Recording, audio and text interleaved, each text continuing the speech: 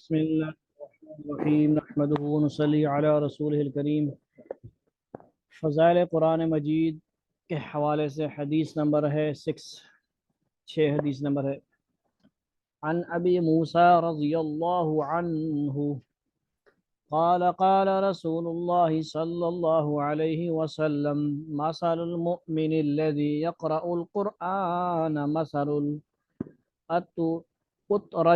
الأترجة، ٹھیک ہے جی، مثل الأترجة ريحها طيب وطعمها طيب، ومثل المؤمن الذي لا يقرأ القرآن مثل التمرة لا ريح لها وطعمها حلو، ومثل المنافق الذي لا يقرأ القرآن كمثل الحنظلة ليس لها ريح وطعمها مر، ومثل المنافق الذي يقرأ القرآن مثل الريحانة ريحها طيب وطعمها مر، رواه البخاری ومسلم والنسائی وابن ماجہ۔ ابو موسیٰ رضی اللہ تعالیٰ عنہ نے حضور اقدس صلی اللہ علیہ وسلم کا یہ ارشاد نقل کیا ہے کہ جو مسلمان قرآن شریف پڑھتا ہے اس کی مثال ترنج کی سی ہے۔ ترنج، ٹھیک ہے جی، ترنج کیا ہے؟ لیموں کی طرح کا ایک پھل ہوتا ہے، یعنی میٹھا پھل، کہ اس کی خوشبو بھی عمدہ ہوتی ہے اور مزہ بھی لذیذ، اور جو مومن قرآن شریف نہ پڑھے اس کی مثال کھجور کی سی ہے کہ خوشبو کچھ نہیں مگر مزہ شیریں ہوتا ہے، اور جو منافق قرآن شریف نہیں پڑھتا اس کی مثال حنظل کے پھل کی سی ہے کہ مزہ کڑوا اور خوشبو کچھ نہیں، اور جو منافق قرآن شریف پڑھتا ہے اس کی مثال خوشبودار پھول کی سی ہے کہ خوشبو عمدہ اور مزہ کڑوا ہے۔ ٹھیک ہے جی، شہد کی مکھی سے پوچھا یہ تو بتا راز کیا ہے،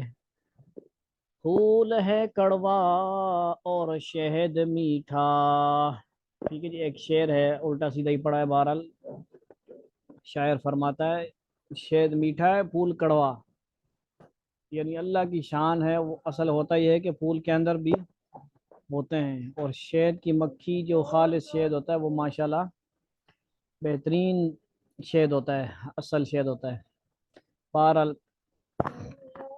مقصود اس حدیث سے غیر محسوس شے کو محسوس کے ساتھ تشبیہ دینا ہے تاکہ ذہن میں فرق کلام پاک کلام پاک کے پڑھنے اور نہ پڑھنے میں سہولت سے آ جاوے، ورنہ ظاہر ہے کہ کلام پاک کی حلاوت یعنی مٹھاس اور مہک خوشبو سے کیا نسبت ترنج و کھجور کو، اگرچہ ان اشیاء کے ساتھ یعنی ان چیزوں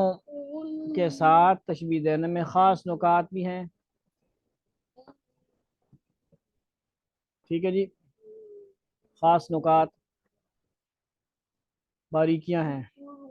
جو علوم نبویہ یعنی علوم نبوت جو ہے آپ صلی اللہ علیہ وسلم کو دیے گئے سے تعلق رکھتے ہیں، اور نبی کریم صلی اللہ علیہ وسلم کے علوم کی وسعت کی طرف مشیر ہیں، اشارہ کرنے والے ہیں۔ مثلا ترنج ہی کو لے لیجئے، منہ میں خوشبو پیدا کرتا ہے اور معدہ کو صاف کرتا ہے، ہضم میں قوت دیتا ہے وغیرہ وغیرہ۔ یہ منافع ایسے ہیں کہ قرأت قرآن شریف کے ساتھ خاص مناسبت رکھتے ہیں، مثلا منہ کا خوشبودار ہونا، باطن کا صاف ہونا، روحانیت میں قوت پیدا کرنا، یہ منافع تلاوت میں ہیں جو پہلے منافع کے ساتھ بہت ہی مشابہت رکھتے ہیں، یعنی ایک دوسرے ایک جیسے ہوتے ہیں۔ اور ایک خاص اثر ترنج میں یہ بھی بتلایا جاتا ہے کہ جس گھر میں ترنج ہو وہاں جن نہیں جا سکتا، یعنی جن وغیرہ بھوت بلا نہیں جا سکتے۔ اگر یہ صحیح ہے، یعنی یہ علم جو آیا وہ صحیح ہے، تو پھر کلام پاک کے ساتھ خاص مشابہت ہے۔ یعنی یہ باتیں ہیں، کتابوں میں ہم نے بہت ساری چیزیں پڑھی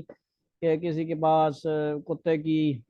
وہ کیا ہو زبان ہو تو وہ کتا نہیں نزدیک آ سکتا، یعنی میرے پاس بڑی اس طرح کی ہیں کتابوں میں بہت ساری علوم لکھے ہیں، تو یہ ایسے ہوتا ہے، ان چیزوں میں اثر ہوتا ہے، تاثیر ہوتا ہے، بڑے بڑے حکیم شیم وہ جو صحیح ہوتے ہیں نا وہ سمجھتے ہیں ان چیزوں کو۔ ٹھیک ہے جی، تو اللہ تعالیٰ نے آپ سے ہم کو علم دیا ہے ماشاءاللہ سب سے زیادہ مخلوق میں، تو لازمی بات ہے کہ کچھ نہ کچھ اثر ہے، تو بات فرمائیے آپ سے سنیں۔ ٹھیک ہو گیا، اگر یہ صحیح ہے تو پھر کلام پاک کے ساتھ خاص مشابہت بعض اطباء یعنی ڈاکٹر وغیرہ سے میں نے سنا ہے کہ ترنج سے حافظہ بھی قوی ہوتا ہے، اور حضرت علی کرم اللہ وجہہ سے احیاء میں نقل کیا ہے کہ 3 چیزیں حافظہ کو بڑھاتی ہے، مسواک اور روزہ اور تلاوت کلام اللہ شریف کی۔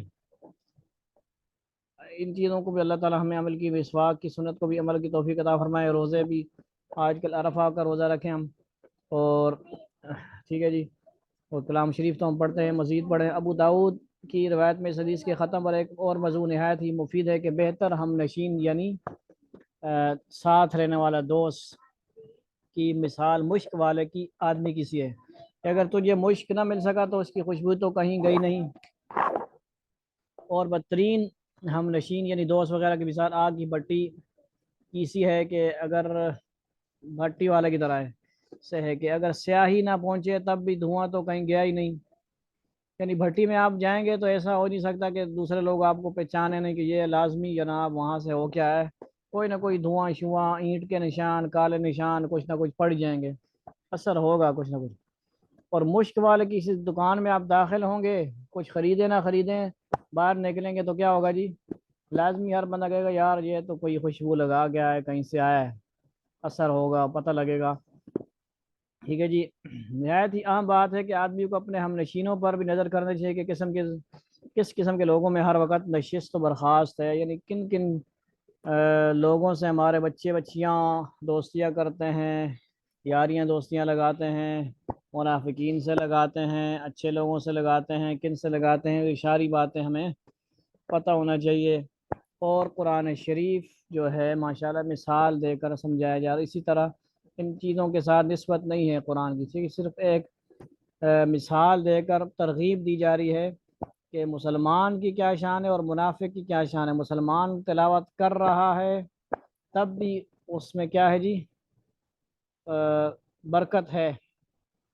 یعنی دیکھیں جو قرآن شریف پڑھتا ہے اس کی مثال تمہیں کی طرح ہے، کچھ بھی ہے ڈبل فائدہ، یعنی دوسرے کو ہوگا، اپنے کو بھی فائدہ ہوگا، اس کو دوسروں کو بھی فائدہ ہوگا۔ مثلا دوسری روایتوں میں حدیثوں وغیرہ میں آتا ہے جو بندہ قرآن شریف تہجد میں پڑھتا ہے، اونچی آواز سے پڑھتا ہے، اب رات کو پڑھنا چاہے پڑھ سکتے ہیں، وہ جائز ہے اونچی آواز سے قرات، تو وہ کیا فائدہ ہوتا ہے اس کو، وہ ایسی مثال ہے کہ مشک وغیرہ ہو، اس کا منہ کھلا ہو، ٹھیک ہے جی، وہ خوشبو اس کے اندر لی ہوئی ہے، اس نے حافظ ہے، دوسروں کو بھی اس کا اثر جا رہا ہے۔ اگر آہستہ آواز سے پڑھ رہا ہے تو مشک بند ہے، کیا مطلب، یعنی وہ اس کو اپنے آپ کو ہی فائدہ ہو رہا ہے، وہ لہذا رات کو نفلوں میں تلاوت کیا ہے کرنی چاہیے، نہیں تو بغیر مطلب نفلوں کو بھی اونچی آواز سے تلاوت کرنی چاہیے۔ یہ تو ہو گیا وہ مسلمان جو کیا کرتا ہے تلاوت کرتا ہے، اور مزہ بھی ان چیزوں جو مومن قرآن شریف نہ پڑھے، اس کی مثال کھجور کی سی ہے کہ خوشبو کچھ نہیں مگر مزہ شیریں ہوتا ہے۔ مثلا ہے تو مسلمان، آج قرآن شریف اس نے نہیں پڑھا ہے تو اس کے پاس کھجوروں کے ڈیر ہیں اندر، اس کے پاس بہت کچھ ہے، ٹھیک ہے جی، اس نے تلاوت نہیں کی، آج کا دن اس کا اپنے لیے تو اچھا ہوا، اس کے پاس ایک تھا چیز اس نے تقسیم نہیں کی آگے، آج اس نے اپنے پاس جو مٹھاس تھی اس کو آگے دوسروں پہ تقسیم نہیں کیا، خود اپنے پاس تو تھی اس کے پاس تلاوت نہیں کی، حافظ ہے نادر خواں ہے، وہ اپنے اندر تو اس میں لیا ہوا ہے تلاوت کا برکت اثرات، لیکن اونچا تلاوت نہیں کی یا تلاوت کی ہی نہیں تو کیا ہوا، دوسروں کو فائدہ نہیں پہنچایا اس نے، مقصد یہ ہے، یعنی یہ وہ والا جو نہیں پڑھتا، اب جو منافق قرآن شریف نہیں پڑھتا اس کی مثال حنظل کے پھل کی سی ہے کہ مزہ کڑوا اور خوشبو کچھ نہیں، نہ خوشبو ہے نہ اس کا ذائقہ کوئی ہے، منہ میں ڈالتے جائیں تھوک دیں گے، الٹی کر دیں گے، ٹھیک ہے جی، تھو تھو کریں گے۔ تو منافقین ایسے ہیں جو پڑھتا ہی نہیں ہے، وہ مطلب ان کا پڑھنا نہ پڑھنا ہے ایک تو برابر ہے، لیکن جو پڑھ رہا ہے وہ اثر نہیں رکھتا، کسی کو کوئی سننے نہ سنے کوئی فائدہ نہیں ہے، کیونکہ وہ ایمان لاتے ہی نہیں، اوپر اوپر سے مسلمان ہوتے ہیں اندر سے وہ مسلمان تھوڑے ہوتے ہیں، ٹھیک ہے جی، ایسے اللہ تعالیٰ منافقین سے بھی ہماری حفاظت فرمایا۔ جو منافق قرآن شریف پڑھتا ہے اس کی مثال خوشبودار پھول کی سی ہے، ٹھیک ہے جی، کہ خوشبو عمدہ اور مزہ کڑوا، یعنی کانٹے دار پھول کہہ لیں، خوشبودار ہوگا لیکن جو ہے وہ بس خوشبو ہی دے رہا ہے، خوشنمائی ہے بس، اس میں اثر کوئی بھی نہیں ہے، نہ کوئی اثر کسی کو سننے سے فائدہ ہوگا، اثر نہیں ہوگا، مقصد یہی ہے۔ تو یہ وہی مثالیں دے کر قرآن کی ترغیب دی جا رہی ہے پڑھنے نہ پڑھنے کی، ٹھیک ہے جی، اس کو آگے بہت ساری چیزیں ہیں، ہم عمل کرنے کی چیزیں ہمارے لیے مسواک ہے، روزہ ہے، اور تلاوت کلام اللہ شریف تو ہے ہی، اور یہاں پہ ہم نشینی کی مثال بھی ہے، یعنی نسبت، صحبت اور دوستی یاری وغیرہ وغیرہ یہ بھی ہے۔ ہم ایک دوسرے کی فکر کرتے رہے ہیں کہ ہم کہاں کہاں ہماری ملاقاتیں ہیں، کہاں رابطے ہیں، یہ ساری ترتیب انہوں نے بتائی ہے۔ ٹھیک ہے جی، یعنی جہاں جائیں گے وہاں کا اثر ہوگا، اپنے آپ کو جتنا مضبوط کہیں، یہ کہیں وہ کہیں، جدھر جائیں گے جیسے ماحول میں جائیں گے اچھے برے میں، تو کچھ نہ کچھ اثر تو ہوگا ہی۔ ٹھیک ہے جی، اللہ والے جو ہے باہر نکلتے دوپٹہ چہرے میں ڈال کے، سر میں ڈال کے، ایسے بھی ہوتے تھے۔ ٹھیک ہے جی، آتے ہی نہیں تھے کہیں کسی کے سامنے،